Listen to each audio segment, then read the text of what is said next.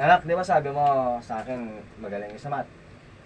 Bibigyan kita ng tanong, pero medyo may kahirapan. So, tingnan mo muna yung tanong.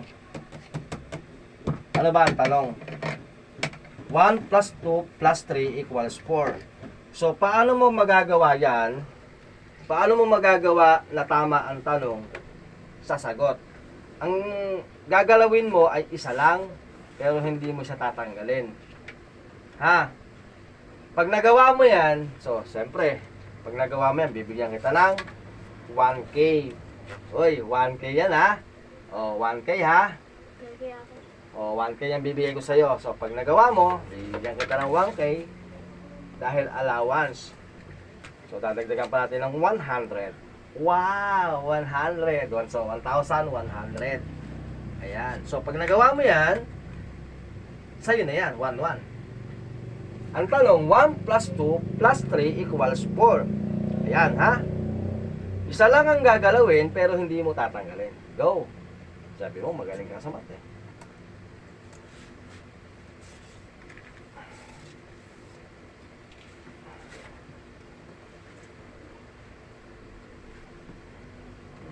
Kwentahin mo daw. 1 plus 1 plus 4 equals 4. Ah, mali yan.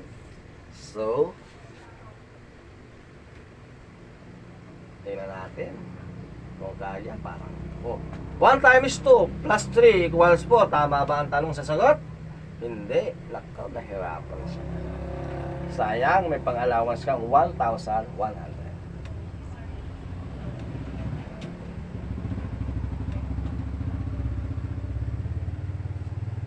1 minus 2 plus 1 plus 1 equals 4. So, mali. Last na to ha. Last na moves mo na yan. Kailangan magawa mo na yan.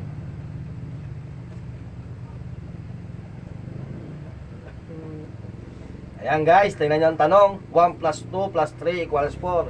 Kailangan tama ang tanong sa sagot. Ayan. Paano niya kaya magagawa yan?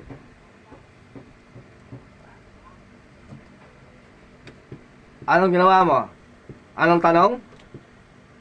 Anong tanong? 1 plus 1 plus 1 plus 1 equals 4. Wow!